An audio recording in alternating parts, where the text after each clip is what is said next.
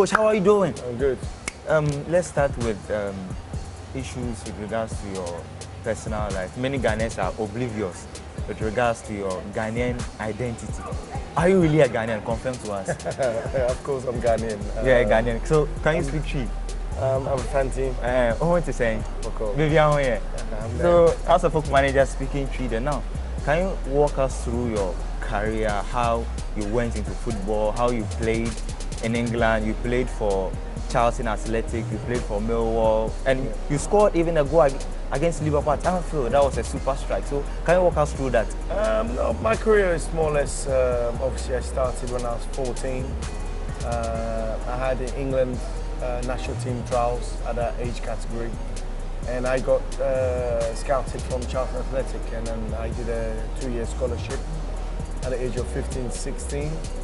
And at the end of the 16th, I was offered a professional contract by Charlton to go into the into the academy. And then at 17, I was already playing in the first team. So it was, and then more or less my career started from there. So it's then obviously I was at Charlton for 9 years. I had a great time there. And then I transferred to Luton Town. I signed a 3-year contract, spent a year and a half. But because of the distance, the family situations and everything, so I was transferred to Millwall. So, and I've done really well there. I spent 3 years there.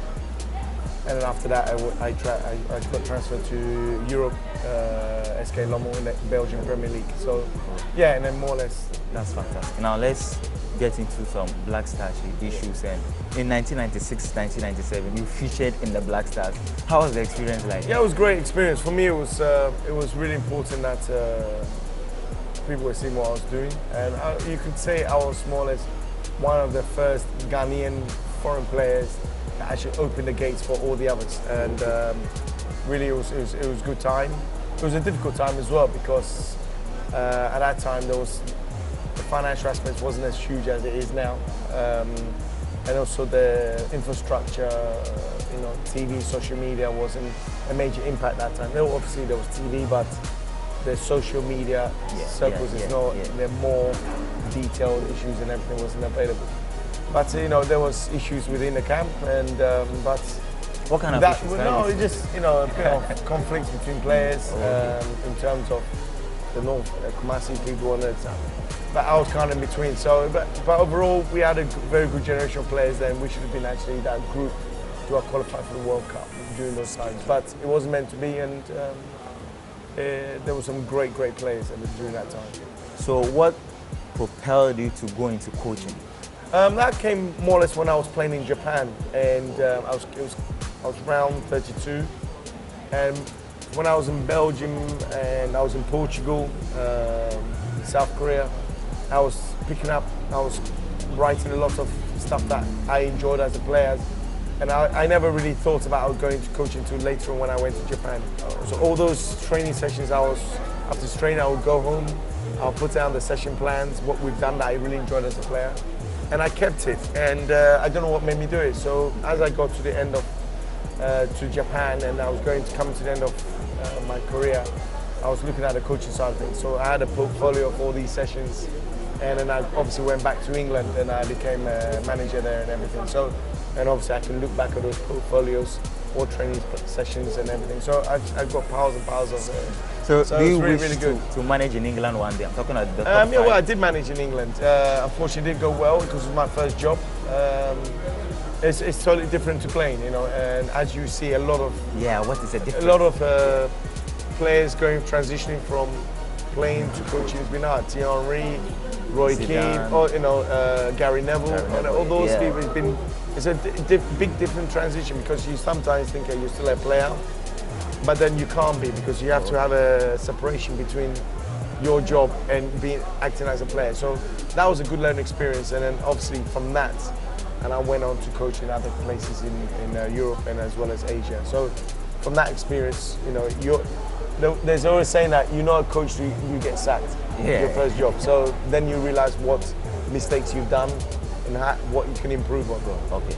Now you are regarded in this country as one of the most astute coaches, alongside CK Akono, who is now the assistant coach of the Black Stars, and that you should be kind of given the Black Stars job in the future. Are you ready for the Black Stars job? At the moment, it's nice to be associated with this kind of accolade, but at the moment, my future is for Hearts of Oak, and I've only just been here just a year, less than a year.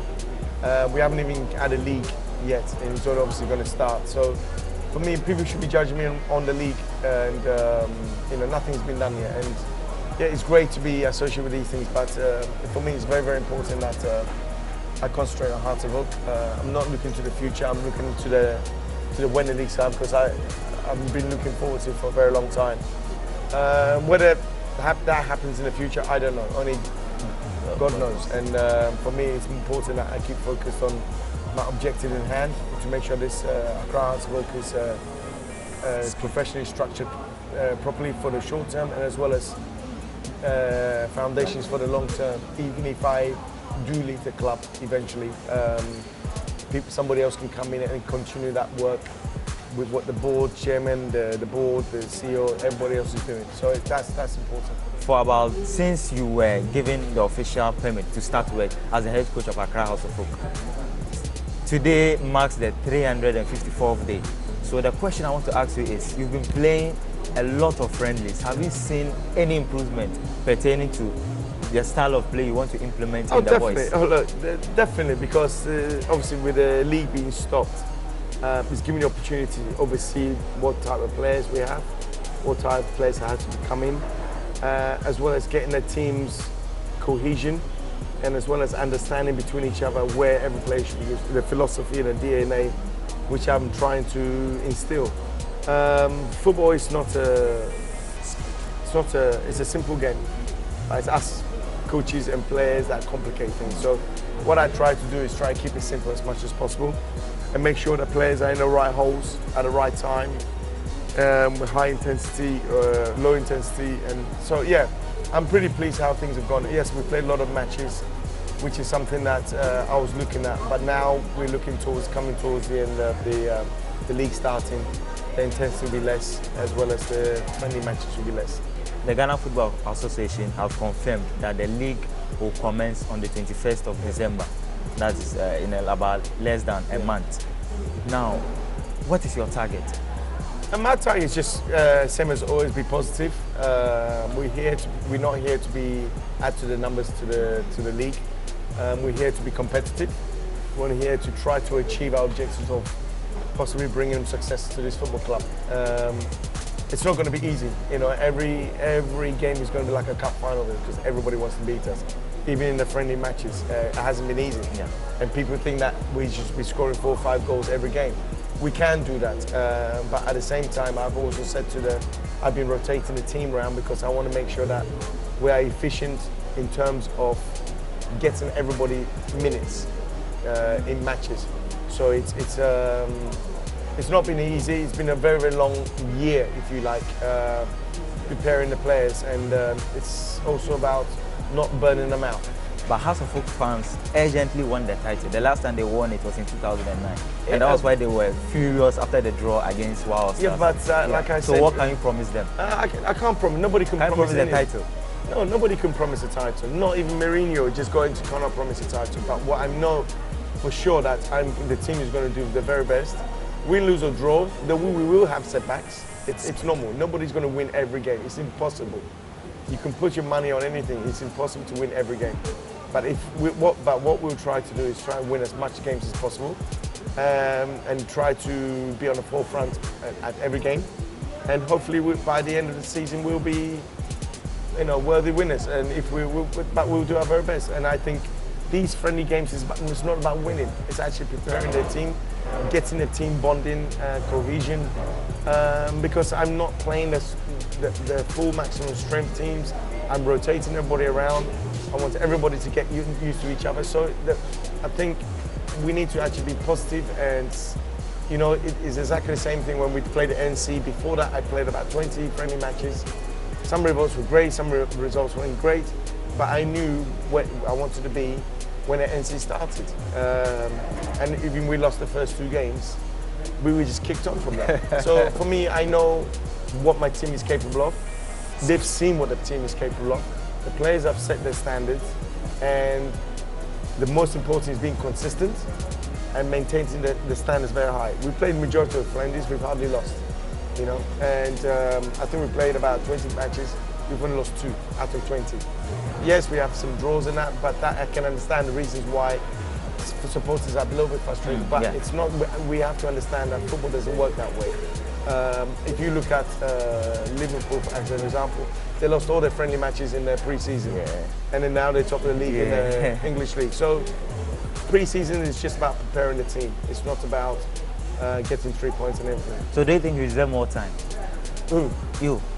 In terms of what? Not work. No, the league's going to start. You judge me on results on the league. You don't judge me results on what friendlies. That's my mandate. And you prepare teams to play a football league. Okay.